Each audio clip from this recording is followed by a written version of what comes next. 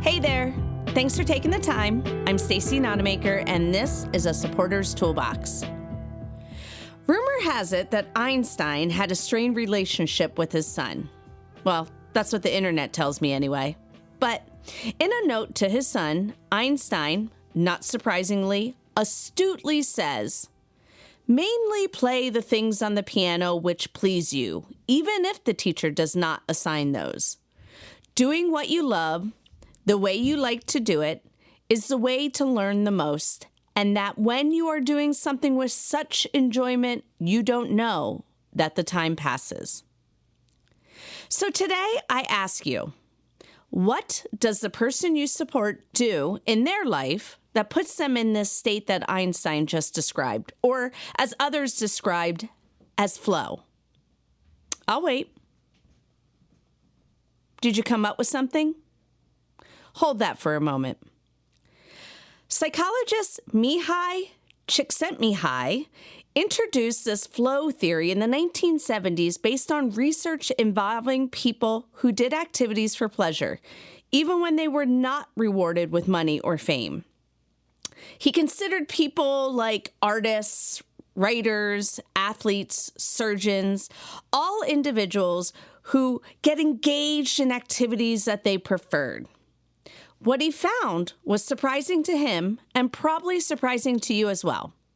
He found that enjoyment did not result from relaxing or living a stress-free life, but that enjoyment came during intense activities like practicing a sport, working on a painting, engaging in an intricate surgery.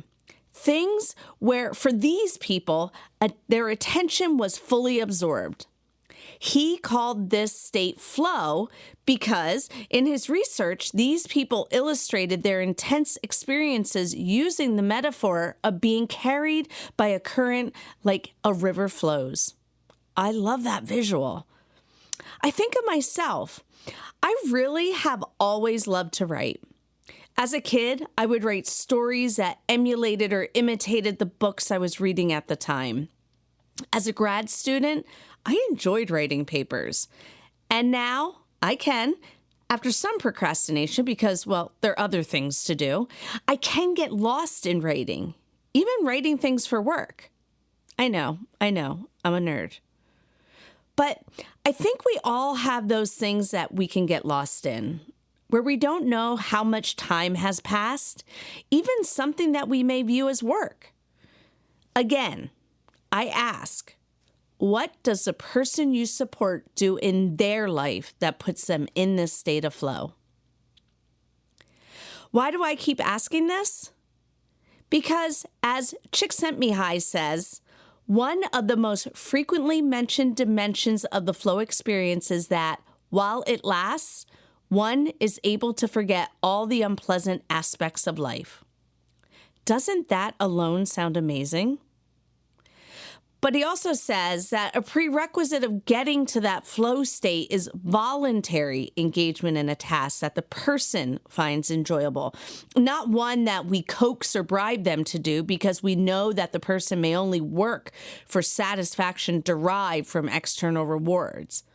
You see, when we're in flow, it's about experiencing intrinsic motivation. You see, increased productivity is an outcome of flow, but achieving flow is ultimately about leading a more enjoyable, happier life. It's not just about being productive. Does that make sense to you? So flow makes the present more enjoyable and builds the self-confidence that allows us to develop skills and make significant contributions to humankind. All a byproduct of happiness. You know, in this podcast, we've talked about that before. And we also talked about the importance of autonomy and control, right? Well, Csikszentmihalyi says flow gives us control by taking an active role in our lives, not just reacting to external events and stimuli. So, are you yet convinced that we need to support people to find their flow? Well, if so, here's some things we can do to make that happen. First, and probably the most important, is finding a task that is just the right balance of challenging, but not too tough, and doable, but not too boring and easy.